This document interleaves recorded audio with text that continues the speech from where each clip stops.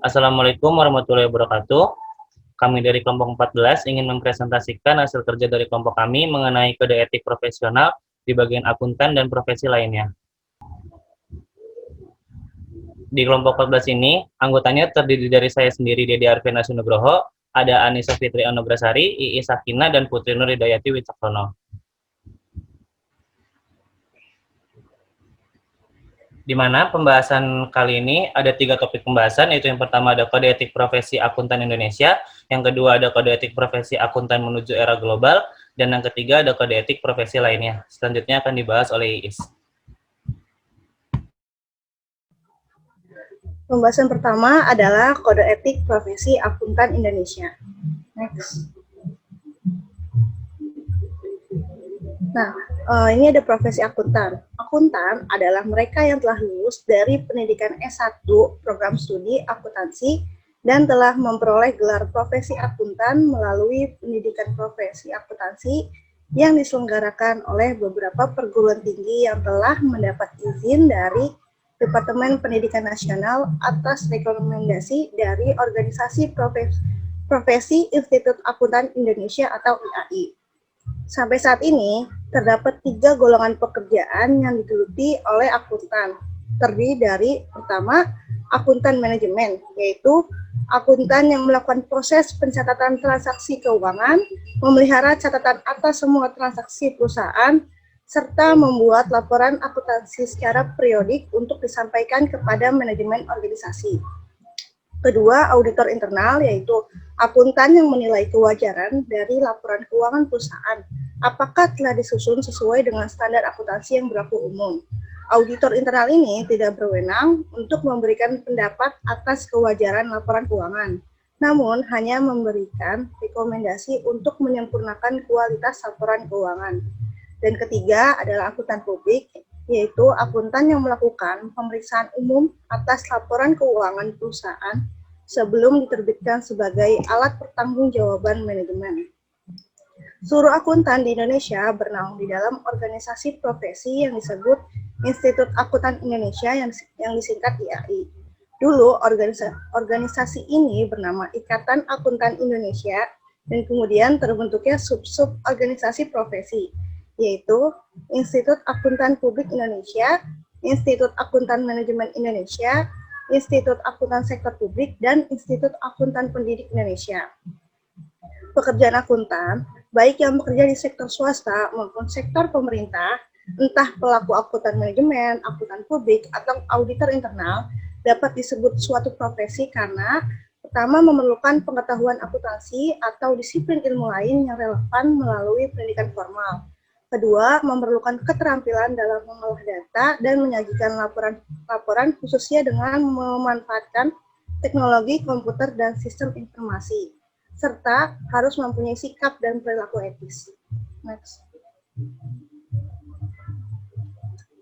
Nah, ini adalah organisasi Institut Akuntan Indonesia atau IAI, yang dulu bernama Ikatan Akuntan Indonesia, disingkat IAI ini, lahir pada tanggal 23 Desember 1957 yang diketuai oleh Profesor Sumartyo dan terdiri dari 11 akuntan di Indonesia. Anggaran dasar IAI baru disahkan oleh Menteri Kehakiman Republik Indonesia pada tanggal 11 Februari 1959 dan baru dimuat dalam Berita Negara Republik Indonesia nomor 24 tanggal 24 Maret 1959. Walaupun demikian, para anggota ini sepakat bahwa tanggal pendirian IAI tetap pada tanggal 23 Desember 1957. Dengan pesatnya pertumbuhan ekonomi yang dicapai pada era pemerintahan Orde Baru, serta dengan dibukanya kebijakan investasi bagi modal asing, memungkinkan pertumbuhan dan kemajuan yang juga dicapai oleh mereka yang berprofesi sebagai akuntan publik. Oleh karena itu, para akuntan yang berprofesi sebagai akuntan publik sepakat untuk membentuk suborganisasi tersendiri di bawah IAI pada tanggal 7 April 1977 yang bernama Ikatan Akuntan Indonesia Kompartemen Akuntan Publik atau IAIKAP. Kemudian, para akuntan lainnya juga membentuk suborganisasi sesuai dengan spesialisasinya seperti IAI Kompartemen Akuntan Pendidik atau IAI KAPD, IAI Kompartemen Akuntan Manajemen atau IAI KAM, dan IAI Kompartemen Akuntan Sektor Publik atau IAI KASP. Selanjutnya, terjadi peristiwa penting pada tanggal 23 Mei 2007 yang menandai tonggak baru perubahan organisasi dalam tubuh IAI, di mana suborganisasi IAI KAP yang masih di bawah naungan IAI berubah menjadi organisasi baru yang independen dengan nama Institut Akuntan Publik atau IAPI. IAI KAP kemudian dibubarkan, namun sebagai gantinya, IAPI secara kelembagaan mendaftarkan diri sebagai anggota IAI dan mendapat persetujuan dari IAI pada tanggal 4 Juni 2007. Ikatan Akuntan Indonesia juga sepakat untuk berganti nama menjadi Institut Akuntan Indonesia, namun dengan tetap mempertahankan singkatan yang dipakai yaitu IAI. IAI awalnya dipimpin oleh seorang ketua, namun dengan makin besarnya organisasi dan makin kompleksnya permasalahan yang dihadapi, maka IAI dipimpin oleh Dewan Pengurus Nasional atau DPN.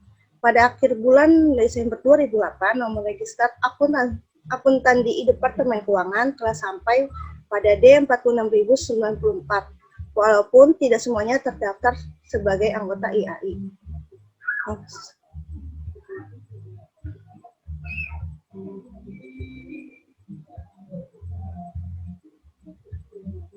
Nah, selanjutnya adalah profesi akuntan dalam sorotan. Kemajuan dan pertumbuhan ekonomi yang terjadi pada Orde Baru juga berdampak positif bagi pertumbuhan dan kemajuan profesi akuntan di Indonesia.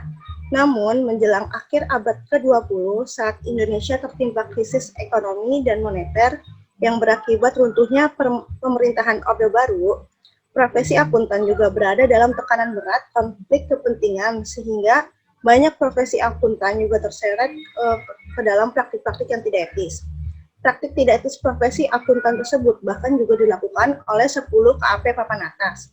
Sorotan terhadap profesi akuntan juga terjadi di Amerika Serikat, baik terhadap akuntan manajemen maupun akuntan publik. Bahkan juga menimpa KAP peringkat dunia yang dikenal dengan The Big Five. Namun, sorotan paling tajam diberikan kepada KAP Arthur Anderson karena pelanggaran etika dan pelanggaran tindak pidana berupa pemusnahan dokumen kerja dalam kaitannya dengan audit yang dilakukannya pada Enron. Next.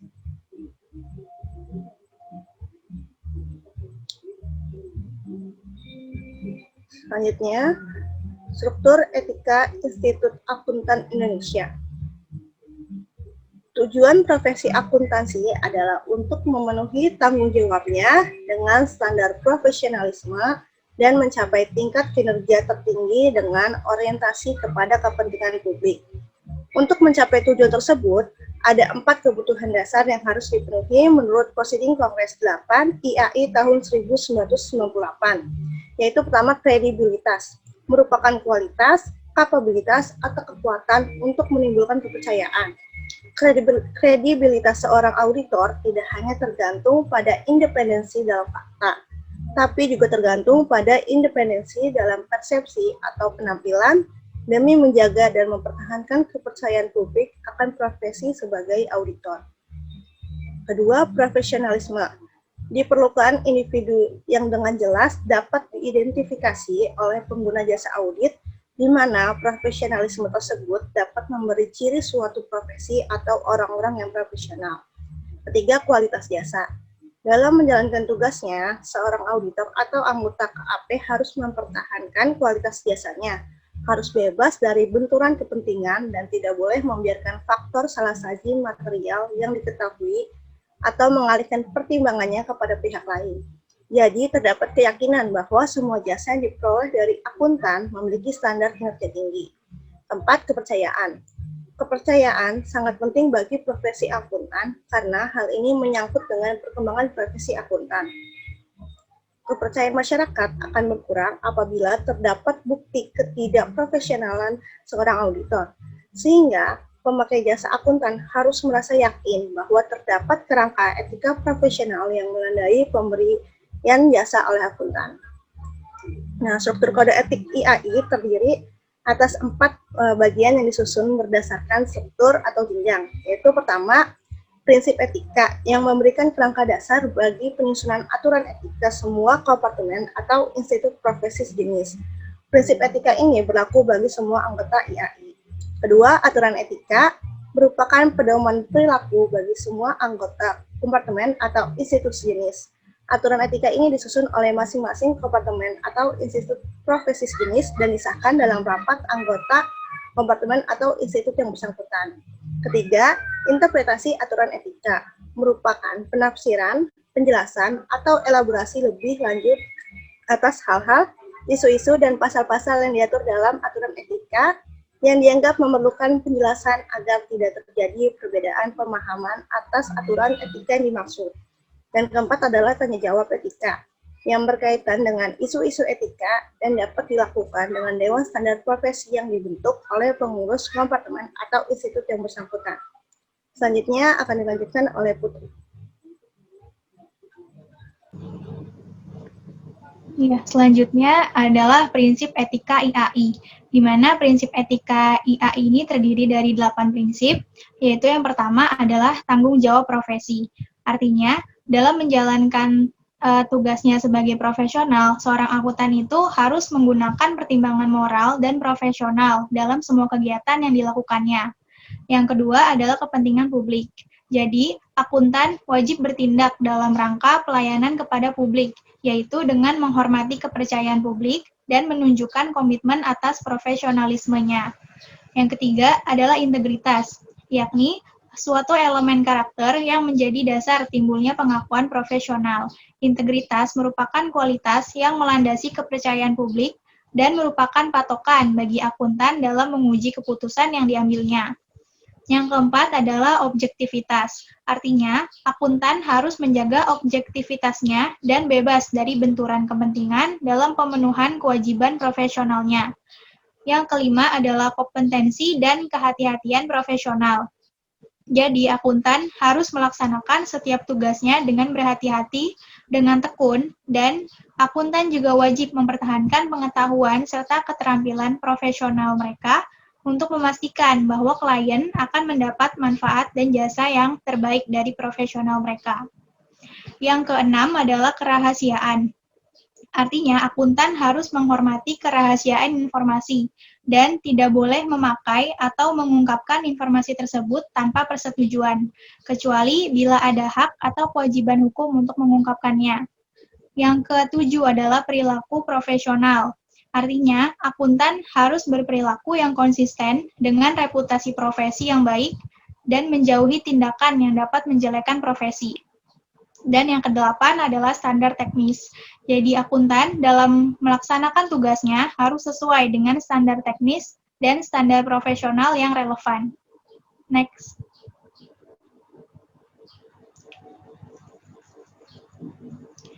Selanjutnya adalah kode etik atau aturan etika IAI, di mana ada dua hal penting dari kode etik IAI, yaitu adalah prinsip dasar etika serta ancaman dan pencegahan. Untuk prinsip dasar etika terdiri dari 5 prinsip, yaitu yang pertama adalah integritas. Artinya akuntan itu harus bersikap lugas dan jujur dalam semua hubungan profesional dan bisnis.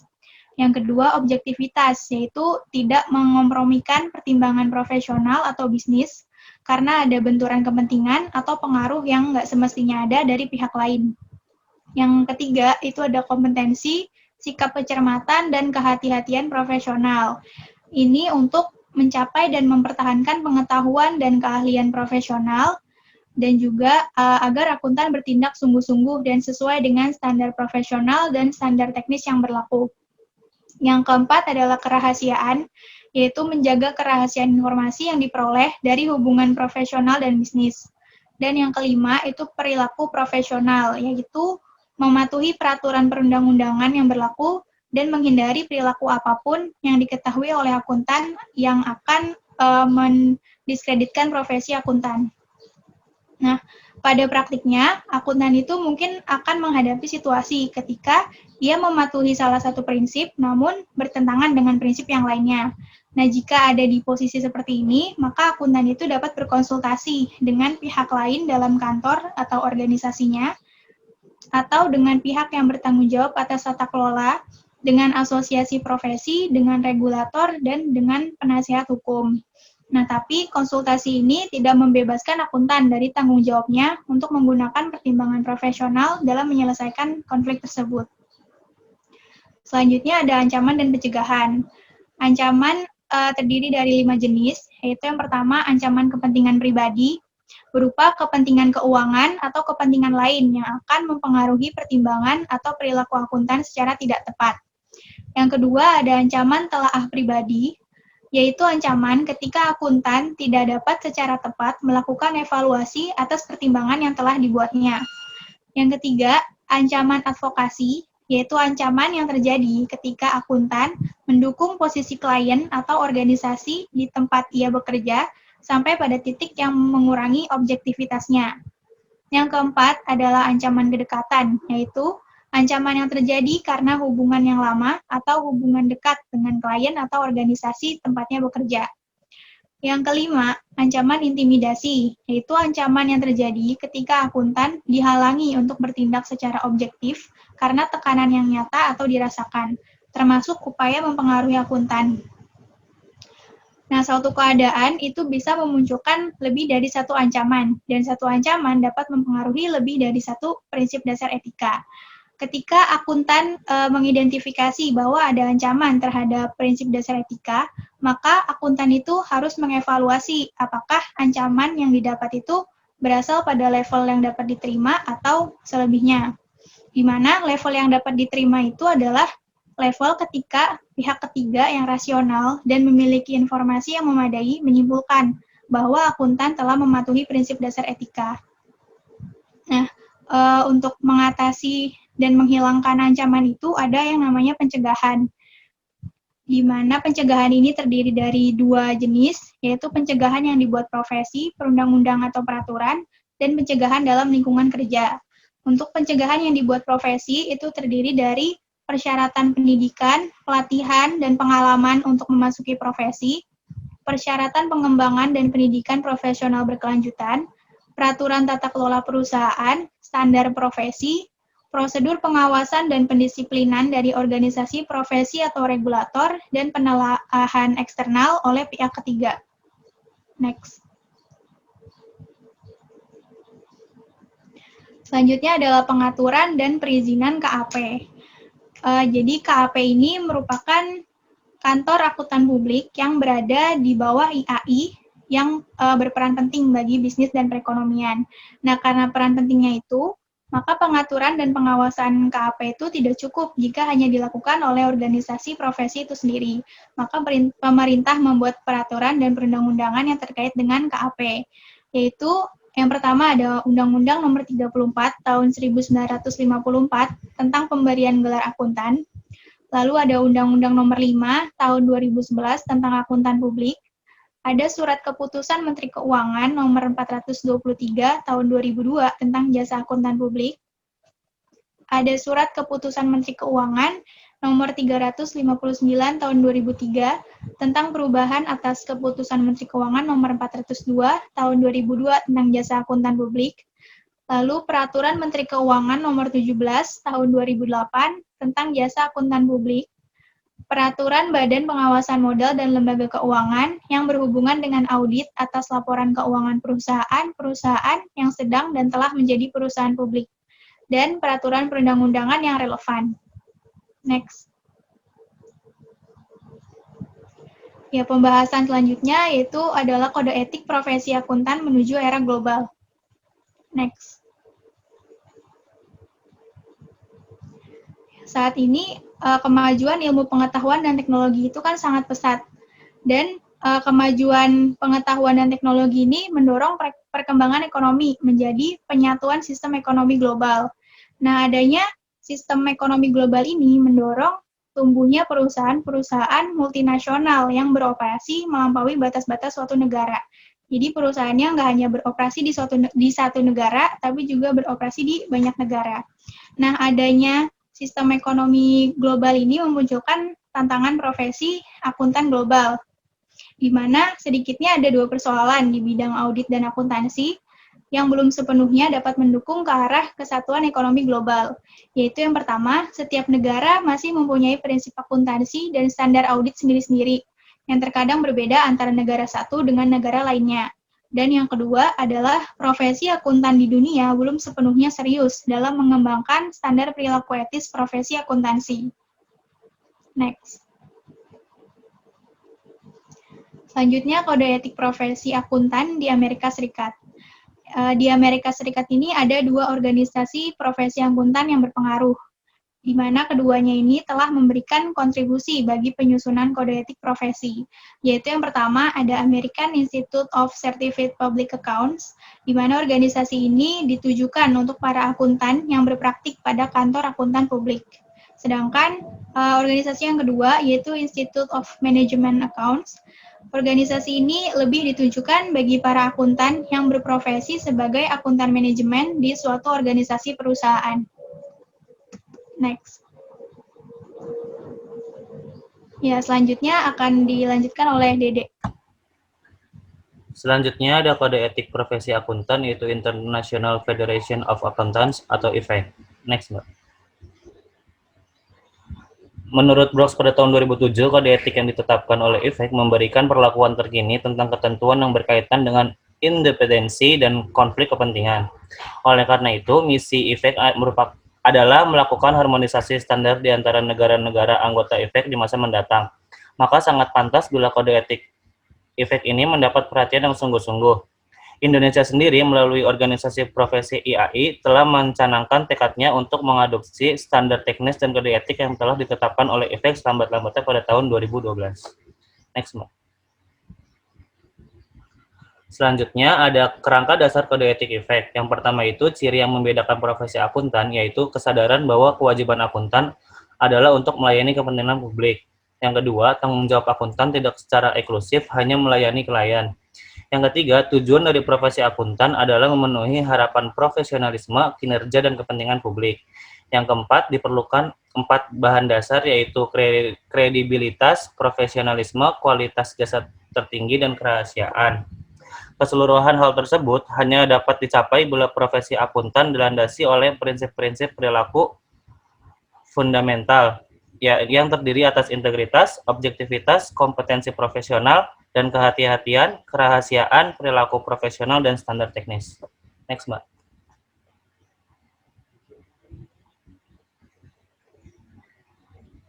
Selanjutnya ada prinsip fundamental etika. Yang pertama ada integritas, yaitu seorang akuntan profesional harus bertindak tegas dan jujur dalam semua hubungan bisnis dan profesionalnya.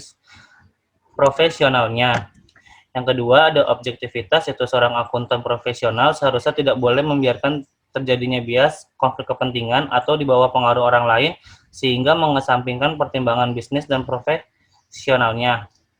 Yang ketiga, ada kompetensi profesional, yaitu seorang akuntan profesional mempunyai kewajiban memelihara pengetahuan dan keterampilan profesional secara berkelanjutan pada tingkat yang diperlukan untuk menjamin seorang klien atau atasan menerima jasa profesional yang kompeten. Yang keempat, ada kerahasiaan, yaitu seorang akuntan profesional harus menghormati kerahasiaan informasi yang diperolehnya sebagai hasil dari hubungan profesional dan bisnis, serta tidak boleh mengungkapkan informasi apapun kepada pihak ketiga tanpa izin yang benar. Dan yang terakhir, ada perilaku profesional, yaitu seorang akuntan profesional harus patuh pada hukum dan perundang-undangan yang relevan dan harus menghindari tindakan yang dapat mendiskreditkan profesi. Next, Mbak. Selanjutnya ada independensi, di mana independensi dalam pikiran merupakan suatu keadaan pikiran yang memungkinkan pengungkapan suatu kesimpulan tanpa terkena pengaruh yang dapat mengkompromikan penilaian profesional, memungkinkan seorang individu bertindak berdasarkan integritas, serta menerapkan objektivitas dan skeptisme profesional. Sedangkan independensi dalam penampilan adalah penghindaran fakta dan kondisi yang sedemikian signifikan sehingga pihak ketiga yang paham dan berpikir rasional, di mana IFAC ini menggunakan istilah lain yaitu independensi dalam pikiran. Next, Mbak.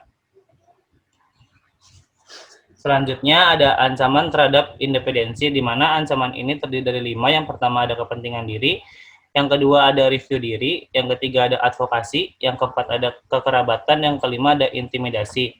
Yang pertama ada kepentingan diri, dapat timbul akibat adanya kepentingan keuangan atau adanya kepentingan dari keluarga langsung atau keluarga dekat, atau kepentingan lain dari akuntan yang bersangkutan. Kepentingan diri merupakan wujud sifat yang mengutamakan kepentingan pribadi atau keluarga dibandingkan dengan kepentingan publik yang lebih luas.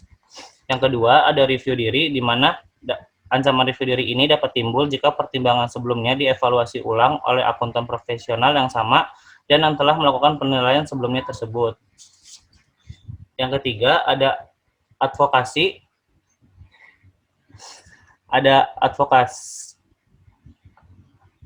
Advokasi dapat timbul bila akuntan profesional mendukung suatu posisi atau pendapat sampai titik di mana objektivitas dapat dikompromikan. Yang keempat, ada kekerabatan, di mana ancaman kekerabatan ini timbul dari kedekatan hubungan sehingga akuntan profesional menjadi terlalu bersimpati terhadap kepentingan orang lain yang mempunyai hubungan dekat dengan akuntan tersebut. Dan yang terakhir, ada intimidasi, yaitu ancaman intimidasi dapat timbul jika akuntan profesional dihalangi untuk bertindak objektif, baik secara nyata maupun dipersepsikan. Selanjutnya akan dibahas oleh Anissa. Ya, selanjutnya adalah pengamanan terhadap ancaman. Jadi dalam pengamanan terhadap ancaman ini ada 2 kategori pengamanannya, yaitu terhadap ancaman independensi. Yang pertama itu ada pengamanan melalui profesi, legislasi, atau regulasi. Lalu yang kedua ada pengamanan lingkungan kerja. Nah, ada hal-hal gitu yang termasuk dalam pengamanan melalui profesi, legislasi, dan regulasi. Tapi sebenarnya itu tuh nggak terbatas dalam beberapa hal. Nah, beberapa hal itu yang dimaksud adalah misalnya persyaratan pendidikan, terus pelatihan, pengalaman kerja, lalu persyaratan pengembangan profesi berkelanjutan, dan peraturan tata kelola korporasi. Lalu yang pertama ada pengamanan di kantor firma. Nah, pengamanan di kantor firma ini mempunyai arti luas. Contohnya adalah dukungan kepemimpinan. Jadi di dalam suatu organisasi gitu ya, kepemimpinan itu benar-benar dibutuhkan. Dan suatu pemimpin harus selalu mementingkan urusan golongan atau urusan organisasinya daripada urusan pribadinya masing-masing. Lalu ada sistem dan prosedur kendali mutu. Selanjutnya ada dokumentasi kebijakan yang berhubungan dengan ancaman, dokumentasi kebijakan independen, dokumentasi kebijakan tentang prinsip-prinsip etika. Nah, kenapa sih harus ada dokumentasi gitu ya? Karena dokumentasi ini yang nantinya akan jadi bukti gitu dalam suatu pengamanan pada organisasi atau pada firma. Lalu ada penggunaan rekan dan tim terpisah untuk penugasan penjaminan dan non-penjaminan. Selanjutnya adalah pengamanan perikatan khusus di lingkungan kerja. Yang pertama adalah melibatkan tambahan seorang akuntan profesional. Karena apabila ada seorang akuntan profesional akan menunjang pekerjaan kita yang sebelumnya dan menjadi lebih baik daripada sebelumnya. Selanjutnya ada konsultasi dengan pihak ketiga yang independen. Pihak ketiga yang dimaksud itu seperti komite direktur independen dan pengatur atau akuntan profesional lainnya. Lalu ada rotasi staf senior di tim penugasan penjaminan. Nah, kenapa sih harus ada rotasi gitu? Agar nantinya di setiap tim punya pengalaman masing-masing gitu. Jadi akhirnya bisa membuat suatu tim itu jadi lebih baik lagi. Selanjutnya ada pengamanan di dalam sistem dan prosedur klien. Jadi contohnya adalah klien memiliki karyawan yang kompeten. Karena apabila suatu organisasi tidak mempunyai karyawan yang kompeten, maka organisasi tersebut tidak akan berjalan secara maksimal dan tidak akan mencapai tujuan yang ingin dicapai. Lalu klien memiliki prosedur internal untuk menjamin objektivitas penugasan dan penjaminan. Lalu yang terakhir, klien memiliki tata kelola korporasi yang dapat memberikan pengawasan dan komunikasi yang memadai terkait dengan jasa-jasa firma. Selanjutnya adalah profesi akuntan Indonesia dan IFAK. Jadi sekarang ini gitu ya, profesi akuntan di Indonesia tuh mau akuntan publiknya atau akuntansi manajemen itu sebenarnya mengikuti suatu standar kompetensi yang berlaku juga nih di Amerika Serikat. Tapi sayangnya kecenderungan terjadinya penyatuan sistem perekonomian dunia, akhirnya seluruh profesi akuntan di dunia ini juga harus mendukung ke arah penyatuan sistem ekonomi global tersebut. Kabar terakhir yang didapat yaitu IAI bertekad untuk sesegera mungkin gitu agar nantinya profesi akuntan Indonesia mengadopsi standar teknis dan perilaku yang dikeluarkan oleh IFEK. Nah, berikut kami sajikan suatu studi kasus. Studi kasusnya adalah tentang PT Kereta Api Indonesia. Jadi pada kasus ini PT Kereta Api Indonesia terdeteksi adanya kecurangan dalam penyajian laporan keuangan. Ini merupakan suatu bentuk penipuan yang dapat menyesatkan investor dan stakeholder lainnya. Kasus ini juga berkaitan dengan masalah pelanggaran kode etik profesi akuntansi. Diduga terjadi manipulasi data dalam laporan keuangan PT KAI tahun 2005, perusahaan BUMN itu dicatat meraih keuntungan sebesar 6,9 miliar. Padahal apabila diteliti dan dikaji lebih rinci, perusahaan justru menderita kerugian sebesar 63 miliar. Dan Komisaris PT KAI yang juga sebagai Direktur Informasi dan Akuntansi Direktorat Jenderal Perbendaharaan Negara Departemen Keuangan mengatakan bahwa laporan keuangan itu telah diaudit oleh kantor akuntan publik.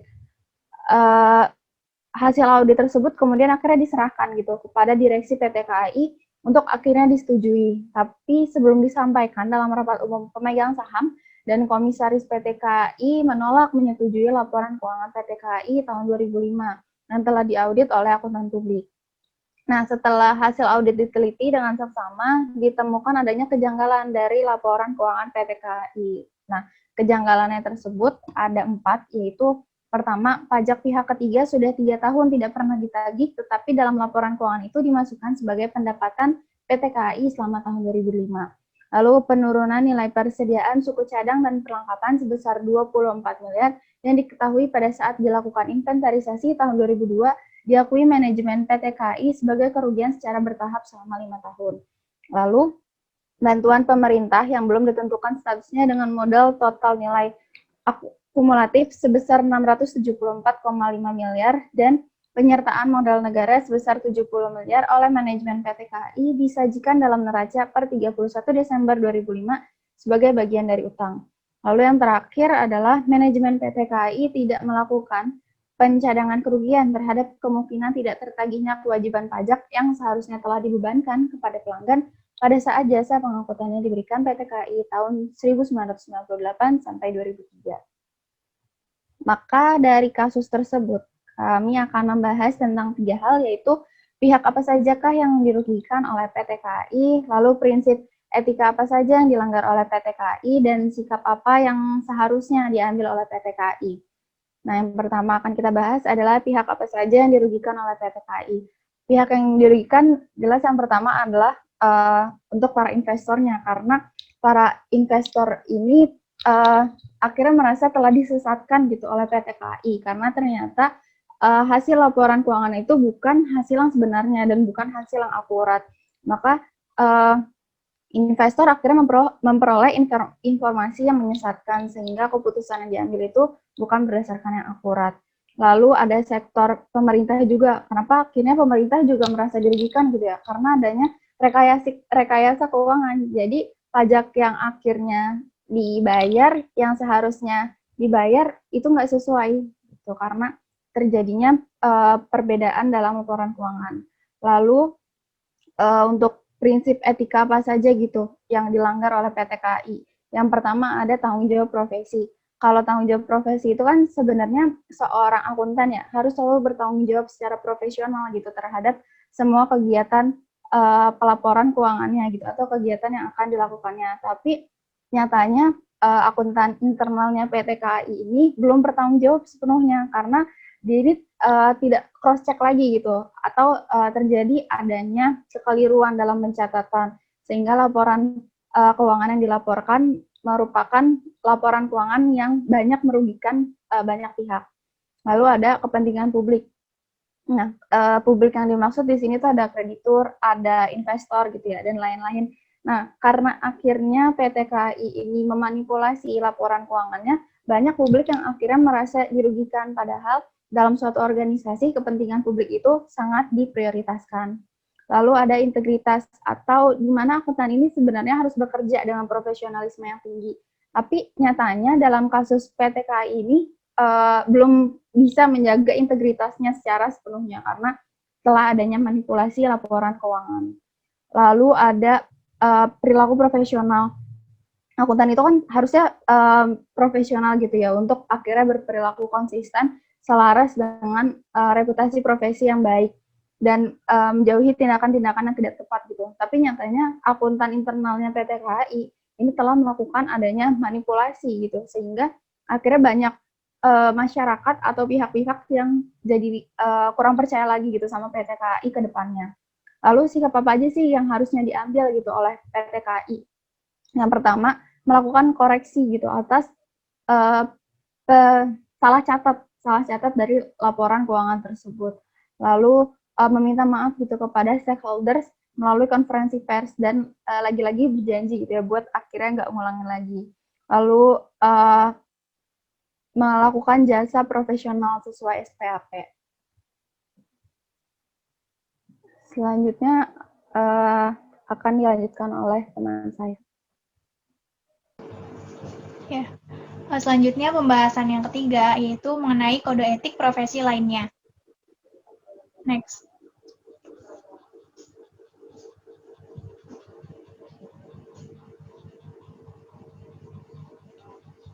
Ya, sebelum membahas mengenai kode etik profesi lainnya, terlebih dahulu kita membahas mengenai keberadaan berbagai profesi. Jadi saat ini itu kan banyak organisasi profesi dari kelompok profesi yang sejenis, di mana setiap organisasi itu menyadari perlunya membuat kode etik untuk menjadi pedoman perilaku bagi para anggotanya. Nah, organisasi profesi ini memiliki tujuan khusus, yaitu untuk mengembangkan kompetensi para anggota secara berkelanjutan, juga untuk melakukan pengendalian perilaku para anggotanya dengan berpedoman pada kode etik yang telah disepakati bersama. Nah, untuk mencapai tujuan itu, setiap organisasi profesi memiliki pedoman kode etik yang akan menjadi standar atau acuan perilaku bagi para anggotanya. Next.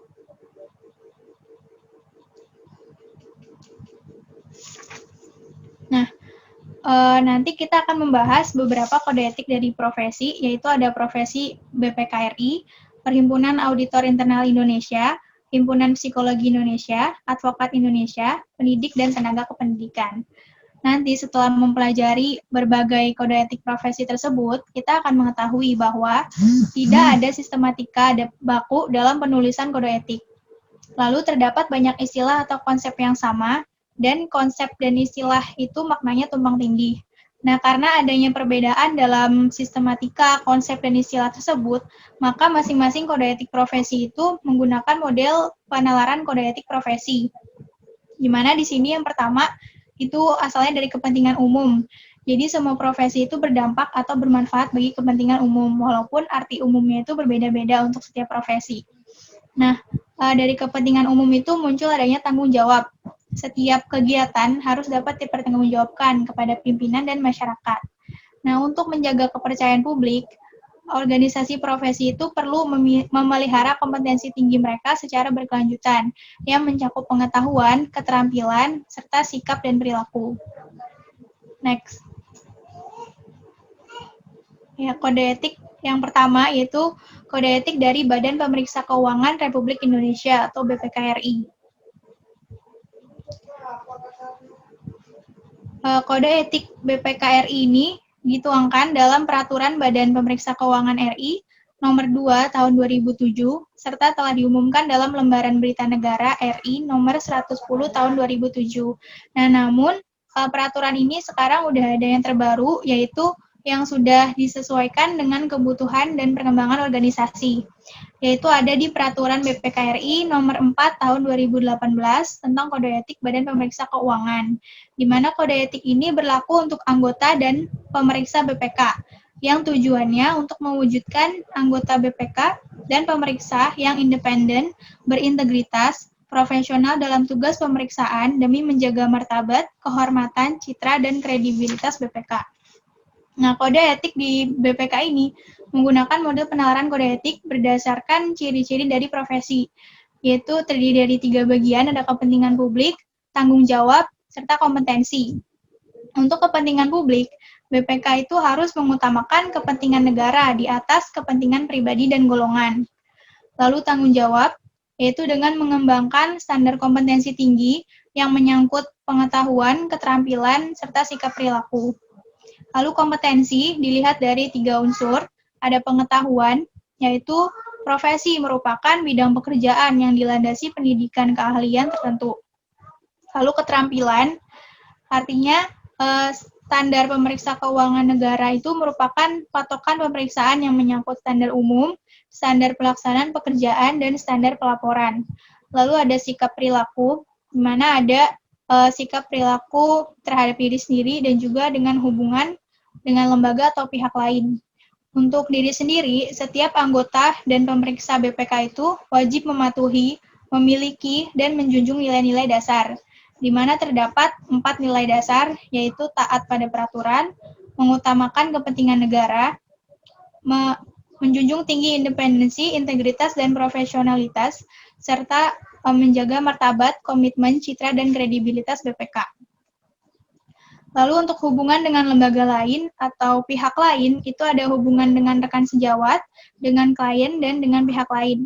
Untuk hubungan rekan sejawat, para anggota dan pemeriksa BPK ini harus menghormati dan mempercayai, serta saling membantu di antara pemeriksa, sehingga dapat bekerja dengan baik dalam melaksanakan tugas. Lalu hubungan dengan klien, yaitu setiap anggota dan pemeriksa harus menghindari terjadinya benturan kepentingan, lalu dilarang menerima pemberian dalam bentuk apapun, dan dilarang membocorkan informasi yang diperolehnya dari auditi. Lalu hubungan dengan pihak lain, yaitu untuk anggota dan pemeriksa dilarang merangkap jabatan pada badan, lembaga, atau perusahaan lain. Dan untuk anggota BPK dilarang menjadi anggota partai politik. Selanjutnya pengawasan di BPK ini melalui Majelis Kehormatan Kode Etik. Next.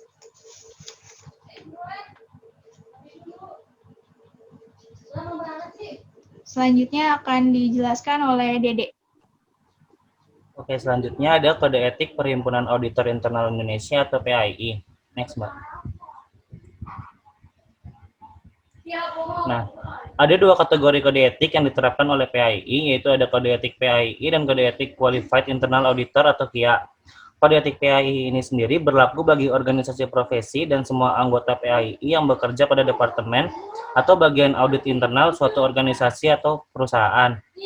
Kode etik KIA adalah kode etik bagi anggota yang telah memperoleh sertifikasi KIA melalui suatu pendidikan formal yang ditetapkan oleh PAII.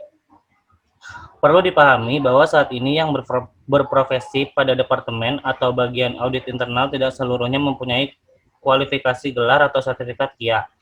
Kode etik KIA ditetapkan oleh Dewan Sertifikasi KIA dan pasal-pasal dalam kode etik KIA adalah sama dengan kode etik PAII, kecuali dalam kode etik KIA tidak memasukkan pasal 1 dan 9 dari kode etik PAII. Selanjutnya ada ciri profesi. Yang pertama ada kepentingan publik. Itu PAII itu untuk mempertahankan kepercayaan dari pemberi tugas, para anggota harus menunjukkan loyalitasnya kepada pemberi tugas atau manajemen.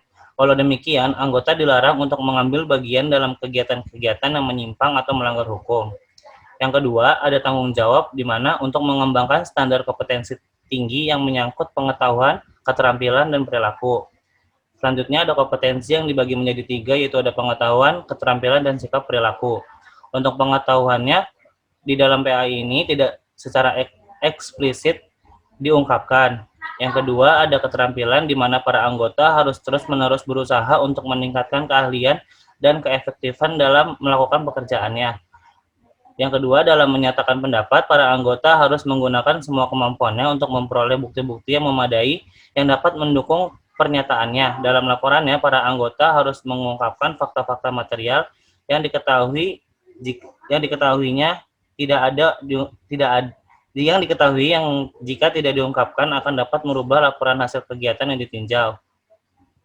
Yang ketiga ada sikap perilaku. Yang pertama ada menyangkut diri. PAI ini berasaskan Pancasila dan Undang-Undang Dasar 1945. Yang kedua, para anggota diwajibkan untuk bersikap jujur, objektif, dan kehati-hati.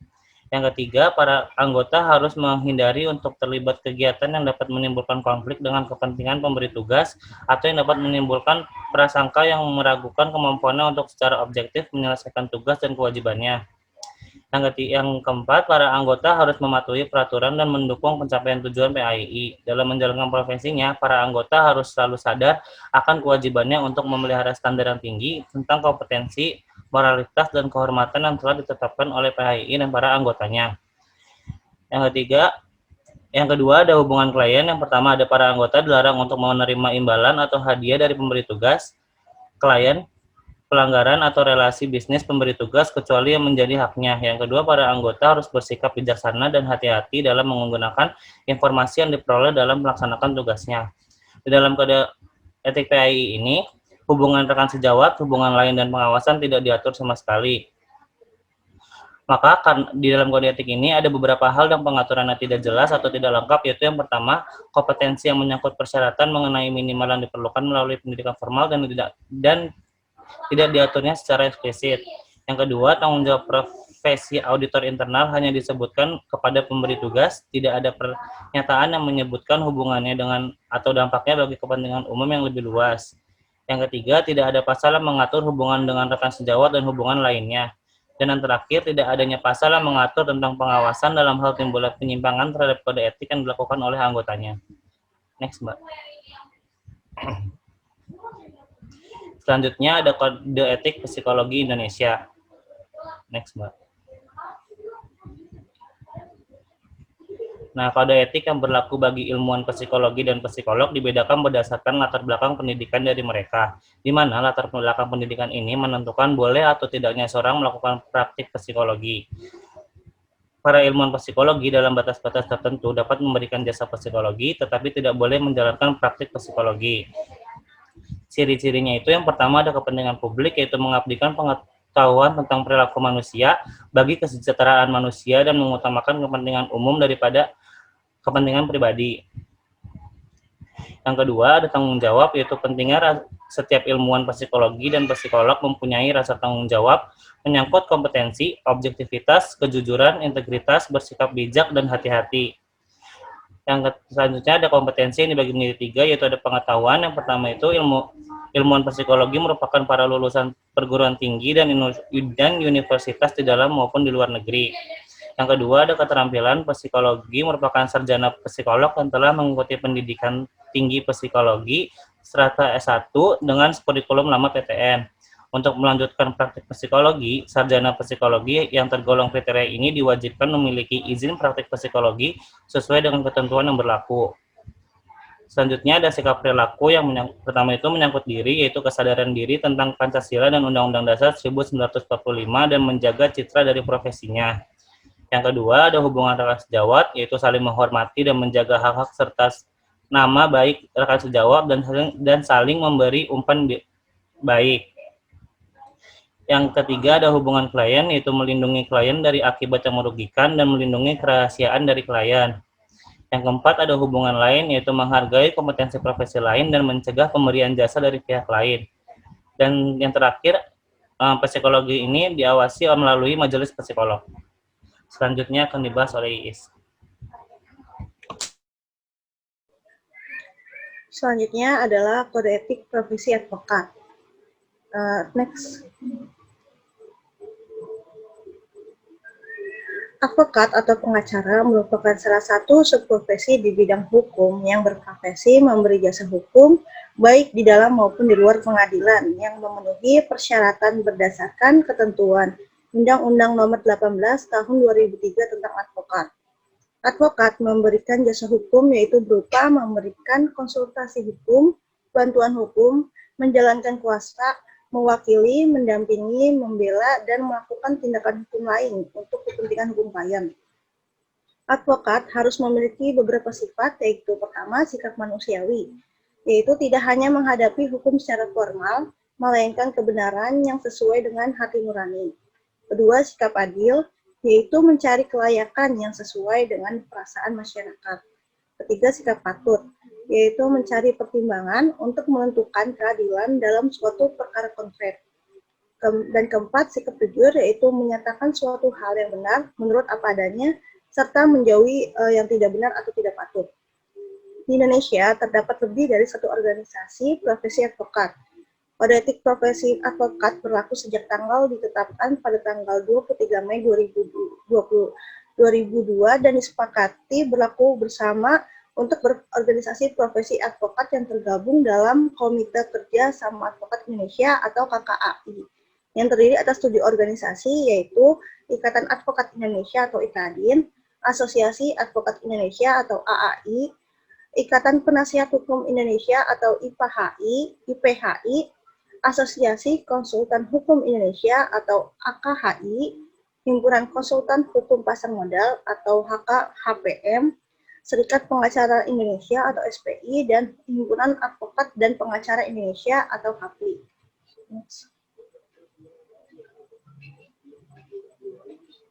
Nah, untuk kode etik advokat Indonesia ini terbagi menjadi 3 berdasarkan ciri profesi, yaitu pertama, kepentingan publik. Dengan kode etik, tidak bertujuan semata-mata untuk memperoleh imbalan materi, tetapi lebih mengutamakan tegaknya hukum, kebenaran, dan keadilan, serta wajib memberikan bantuan hukum cuma-cuma bagi orang yang tidak mampu. Kedua, tanggung jawab, yaitu menjaga citra dan martabat kehormatan profesi, menjunjung tinggi kode etik dan sumpah jabatan, dan memelihara kompetensi. Dan ketiga, kompetensi, yaitu mencakup pengetahuan, keterampilan, dan sikap perilaku. Untuk pengetahuan dan keterampilan, dia sama-sama berpraktik memberi jasa hukum, baik di dalam maupun di luar pengadilan yang memenuhi persyaratan berdasarkan undang-undang yang berlaku. Dan untuk sikap perilaku yang menyangkut diri, yaitu bertakwa kepada Tuhan Yang Maha Esa, bersedia memberi nasihat dan bantuan hukum tanpa membedakan agama, suku, keturunan, dan kedudukan sosial, bekerja dengan bebas dan mandiri, dan lainnya. Untuk hubungan rekan sejawat, memegang teguh rasa solidaritas sesama advokat, dan wajib membela secara cuma-cuma teman sejawat, tidak menggunakan kata-kata yang tidak sopan, tidak diperkenankan menarik klien teman sejawat, dan lainnya. Untuk hubungan klien, yaitu mengutamakan penyelesaian damai dalam perkara perdata, tidak memberikan keterangan yang dapat menyesatkan klien, penetapan honor berdasarkan kemampuan klien, dan lainnya. Untuk hubungan lain, sebagai profesi mulia, advokat dalam menjalankan profesinya di bawah perlindungan hukum, tidak diperkenankan memasang iklan, tidak mengizinkan karyawan yang tidak berkualitas untuk mengurus sendiri perkara, dan lainnya. Dan untuk pengawasan, nah pengawasan ini atas pelaksanaan kode etik dilakukan oleh Dewan Kehormatan.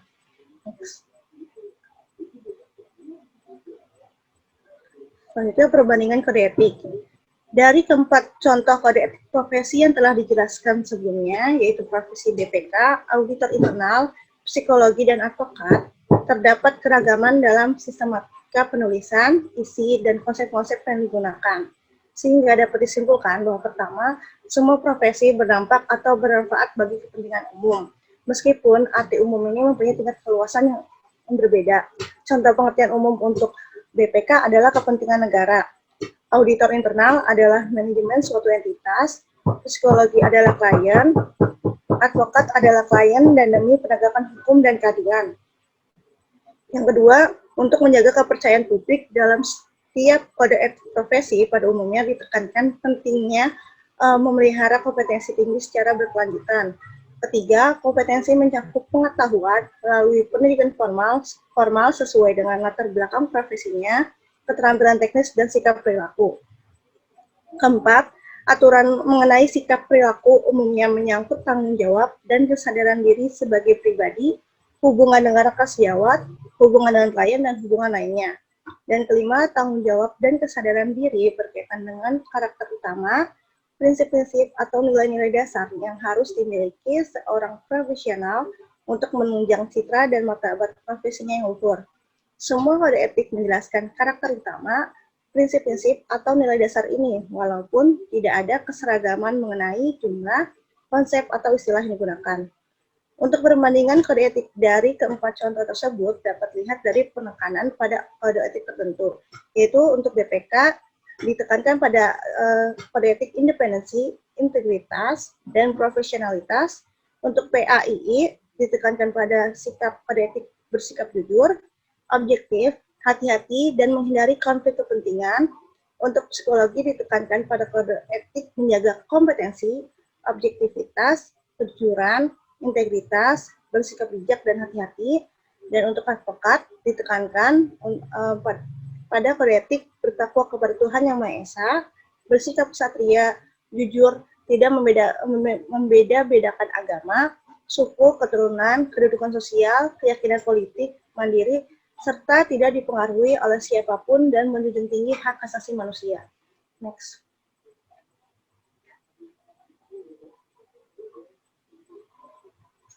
Selanjutnya, profesi hakikat manusia utuh. Nah, hakikat manusia utuh adalah hidup dengan menyeimbangkan pemenuhan PQ atau kecerdasan fisik, IQ atau kemampuan otak kiri, EQ atau kecerdasan emosi, dan SQ atau kecerdasan spiritual. Kesadaran untuk terus-menerus memelihara unsur kompetensi ilmu pengetahuan dan keterampilan teknis mencerminkan upaya untuk meningkatkan IQ. Kesadaran untuk menumbuhkan sikap perilaku yang baik dalam menjalankan profesi sebenarnya sekaligus untuk memupuk kemampuan EQ dan SQ. Kemampuan dengan membangun karakter, prinsip-prinsip dan nilai-nilai dasar seperti bertakwa kepada Tuhan Yang Maha Esa, menanamkan integritas, kejujuran, independensi, objektivitas, dan sejenisnya merupakan fondasi untuk membangun SQ. Terakhir, dengan melayani klien dengan kompetensi tinggi, menjaga hubungan harmonis dengan rekan sejawat atas dasar saling menghormati, menghargai, dan mempercayai, berbicara sopan dengan siapapun merupakan dasar bagi pengembangan EQ. Jadi, dapat disimpulkan bahwa seorang profesional yang benar-benar telah mematuhi dan mengikuti kode etik profesi dalam menjalankan profesinya, berarti dia juga telah menjalani kehidupan sebagai manusia seutuhnya. Next. Nah, untuk selanjutnya dilanjutkan oleh Anissa. Ya, selanjutnya adalah kode etik pendidik dan tenaga kependidikan. Jadi menurut Undang-Undang Nomor 20 Tahun 2003, pendidik adalah tenaga profesional yang mempunyai tugas untuk merencanakan dan melaksanakan proses pembelajaran, menilai hasil pembelajaran, melakukan bimbingan, serta pelatihan dan melakukan penelitian, serta pengabdian ke masyarakat.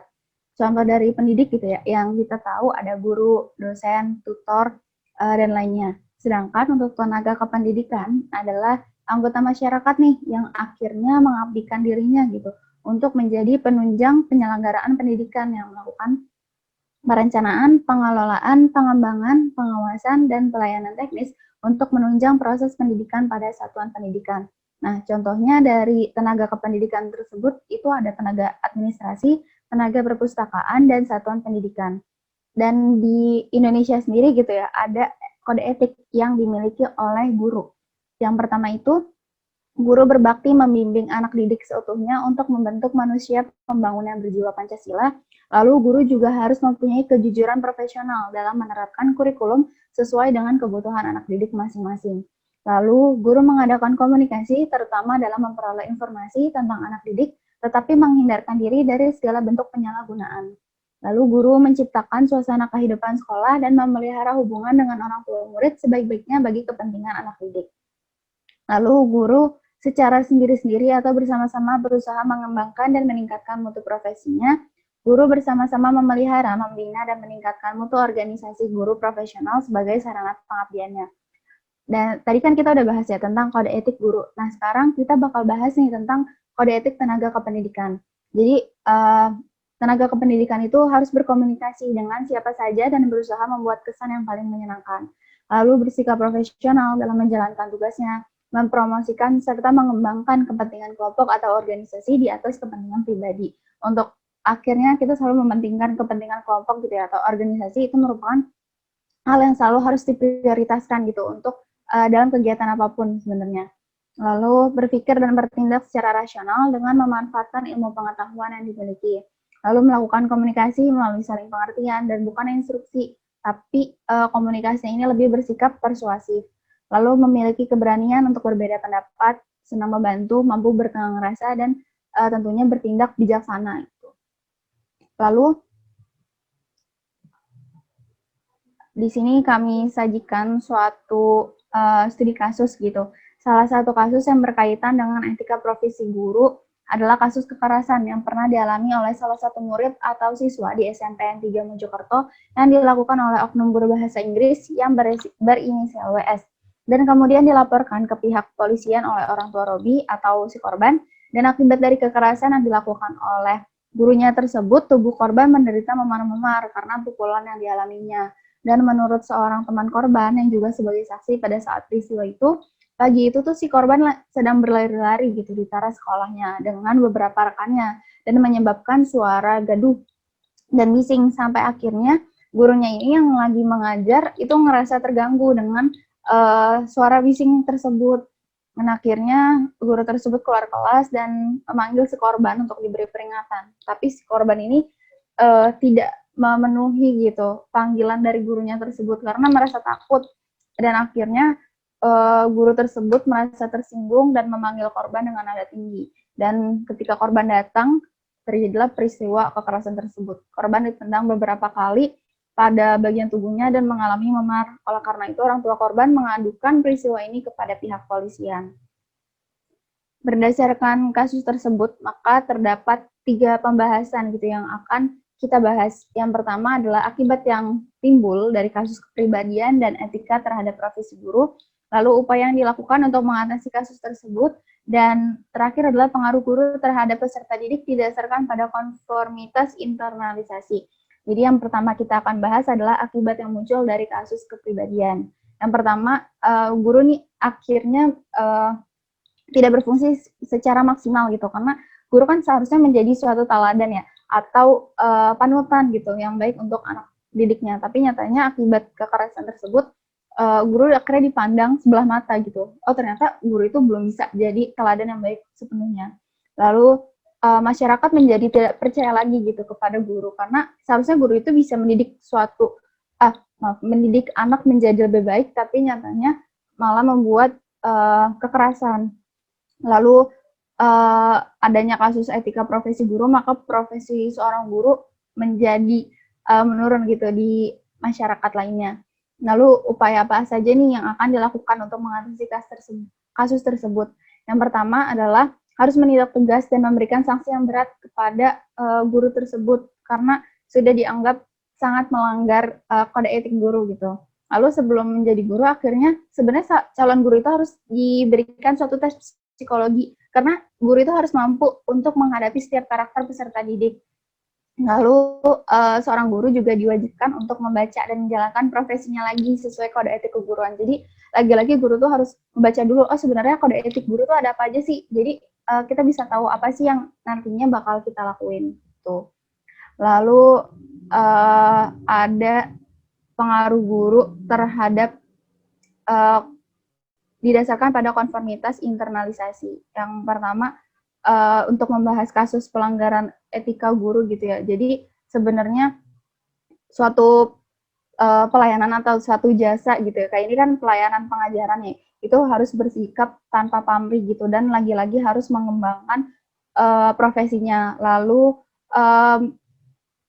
harus mendapatkan dan menumbuhkan gitu nilai-nilai yang bisa akhirnya dijadikan panutan. Lalu agar nantinya persaingan profesi dalam pelayanan berlangsung secara sehat sehingga dapat mencapai suatu tujuan dalam pengembangan profesi gitu. Dan lagi-lagi yang namanya seorang guru gitu ya, dia harus mempunyai rasa tanggung jawab yang besar dan mempunyai pemikiran yang kuat atas dasar kode etik guru yang sudah ada di Indonesia dan lagi-lagi yang harus diterapkan.